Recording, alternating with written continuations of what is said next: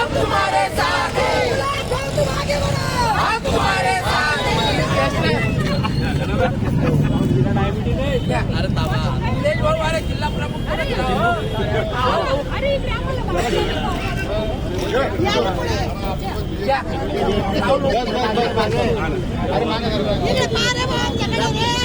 इकडे इकडे महिला मंडळ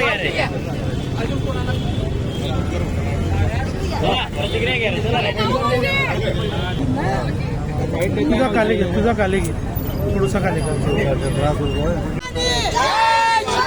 शिंदे साहब तुम आगे बढ़ो, हम तुम्हारे साथ हैं। शिंदे साहब तुम आगे बढ़ो, हम तुम्हारे साथ हैं। गुलाब भाऊ तुम आगे बढ़ो, हम तुम्हारे साथ हैं। गुलाब भाऊ तुम आगे बढ़ो, हम तुम्हारे साथ हैं।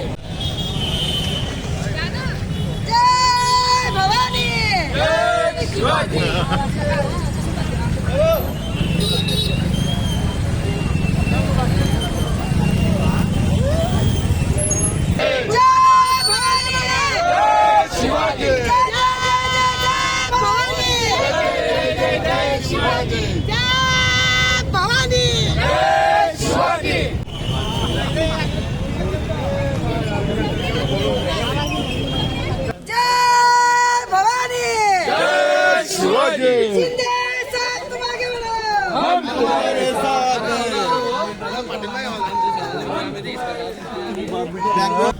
आज खऱ्या अर्थानं न्यायदेवतेवर आमचा विश्वास होता.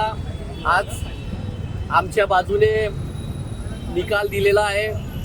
खरी शिवसेना ही आमचीच होती, पूर्वी पण आमची होती आणि आजही आमची आहे.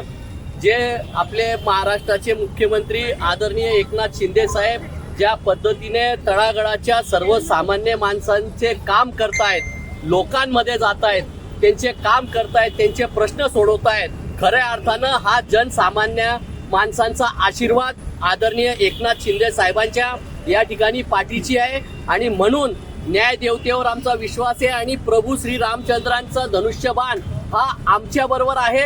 आणि हिंदुत्व टिकवून देण्यासाठी कंटिन्यू प्रभू रामचंद्रांचे आशीर्वाद माननीय एकनाथ शिंदे साहेबांच्या बाजूने आहे. आणि म्हणून हा निकाल या ठिकाणी लागलेला आहे.